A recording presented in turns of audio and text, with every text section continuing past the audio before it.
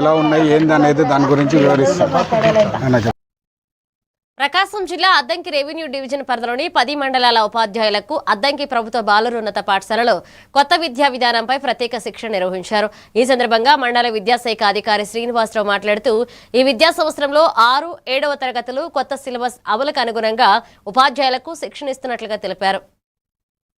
Government rules ఏవైతే ఉన్నాయో వాటికి మనం టెక్స్ట్ బుక్ కంపల్సరీగా ఉండాల్సిందే. Gives better learning.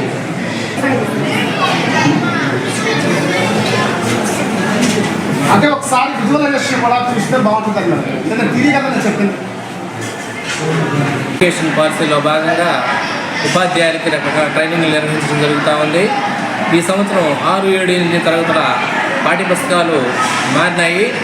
ఈ మారిన పాఠ్యపుస్తకాల్లోని అంశాలకు సంబంధించి అవగాహన పెంచడం కోసం టీచర్స్ ప్రొఫిషియన్సీ డెవలప్మెంట్ ట్రైనింగ్ కార్యక్రమాన్ని అద్దంకి దర్శి నియోజకవర్గాల్లోని 10 మండలాలకు డివిజన్ ఉపవిద్యాశాఖ అధికారి గంగాధరరావు గారి పర్యవేక్షణలో, అలాగే అద్దంకి ఎంఈఓ కేవీ శ్రీనివాసరావు గారు కోర్సు డైరెక్టర్గా వ్యవహరిస్తున్నారు.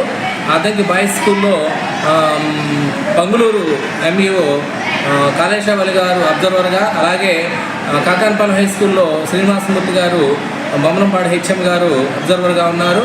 ప్రధానోపాధ్యాయులు, అబ్జర్వర్సు, ఎస్ఆర్పీలు, డిఆర్పీలు, ఎంఈఓలు వీళ్ళందరి పర్యవేక్షణలో ఈ ట్రైనింగ్ ప్రోగ్రాం జరుగుతూ ఉంది.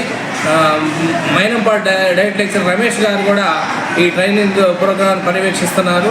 విద్యార్థులకు కాన్సెప్ట్ ఓరియంటెడ్ ఎడ్యుకేషన్ అందించాలనే ఉద్దేశంతో, అలాగే 50 గంటల శిక్షణా కార్యక్రమాల్లో భాగంగా ఈ ఒక్కరోజు